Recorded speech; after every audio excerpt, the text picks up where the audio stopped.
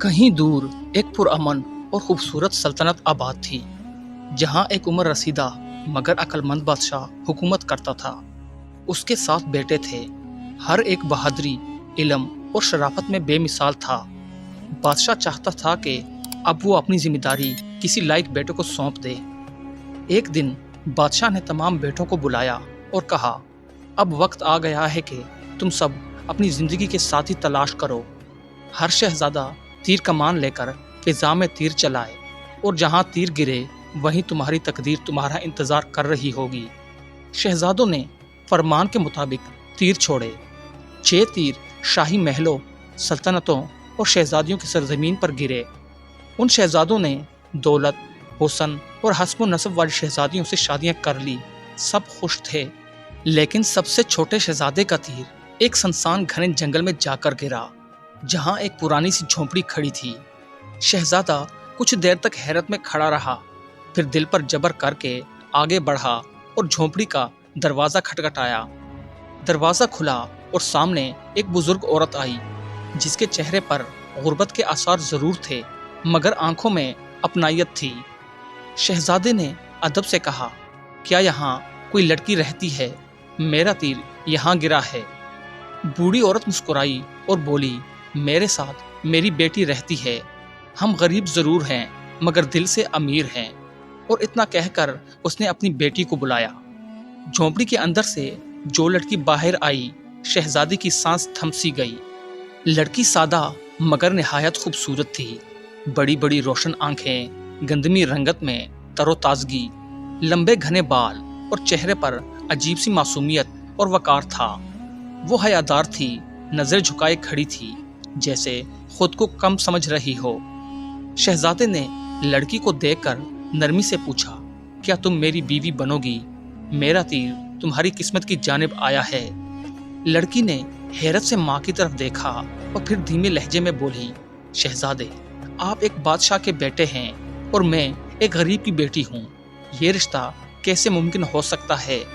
شہزادے نے آگے بڑھ کر نرمی سے کہا، حسن، عظمت یا حسب و نسب کی نہیں، مجھے تمہارے دل کی خوبصورتی پسند آئی ہے۔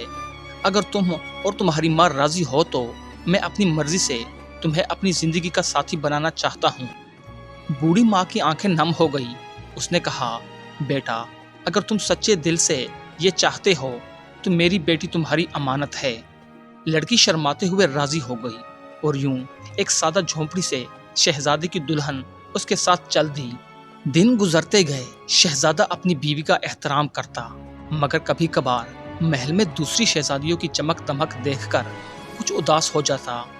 وہ سوچتا، کیا میری بیوی کبھی وہ سب دے سکے گی جو ایک ملکہ کو زیب دیتا ہے؟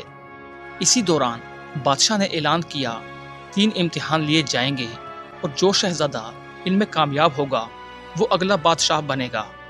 پہلا امتحان تھا، اپنی بیوی کے ہاتھوں کا تیار کردہ ایک ایسا لباس پیش کرو جو دنیا میں انوکھا ہو۔ 6 شہزادے ریشمی قیمتی کپڑے تیار کروانے لگے۔ سب سے چھوٹا شہزادہ مایوس ہو کر بستر پر لیٹ گیا۔ اس کی بیوی نے آ کر پوچھا، پریشان کیوں ہو؟ شہزادے نے کہا، یہ امتحان میرے بس کا نہیں، تم کچھ نہیں کر سکتی۔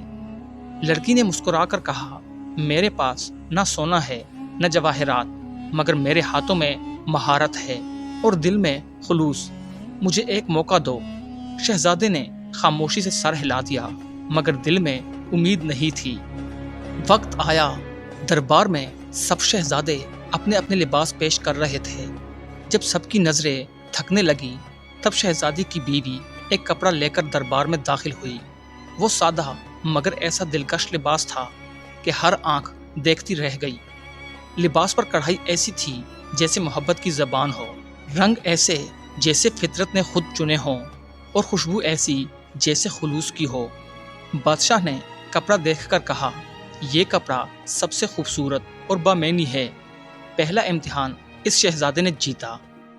دوسرا امتحان آیا، سب شہزادے اپنے محل میں دعوت کا اہتمام کریں اور میں خود چکھ کر بتاؤں گا کس کی بیوی نے سب سے بہترین کھانا بنایا۔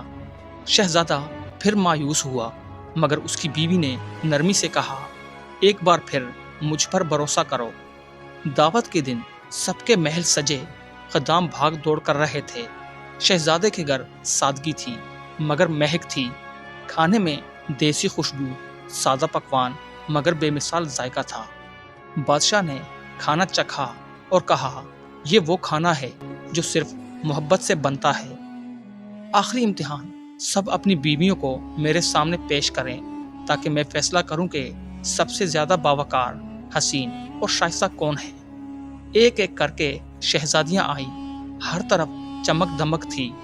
آخر میں وہی سادہ سی لڑکی آئی، نہ سونے کا لباس نہ ہیرے کا ہار، صرف ایک نرمی، ایک روشنی اس کے چہرے پر تھی جو کسی زیور سے زیادہ قیمتی تھی۔ بادشاہ نے اسے دیکھ کر کہا، یہی وہ ہے جو اس سلطنت کی سچی ملکہ بننے کے لائق ہے۔ اور سب سے چھوٹا شہزادہ تخت کا وارث بن گیا اور اس کی جھونپڑی والی دلہن سب کی ملکہ۔ ظاہری حسن، دولت، حسب و نسب یا محل و جواہرات کسی انسان کی اصل قدر و قیمت نہیں ہوتے۔ اصل خوبصورتی انسان کے کردار، خلوص، سچائی اور نیت میں ہوتی ہے۔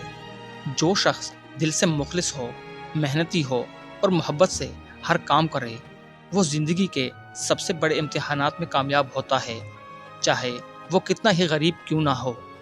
یہ کہانی ہمیں یہ سکھاتی ہے کہ اصل عظمت دل کی ہوتی ہے، نہ کہ لباس، شکل یا دولت کی۔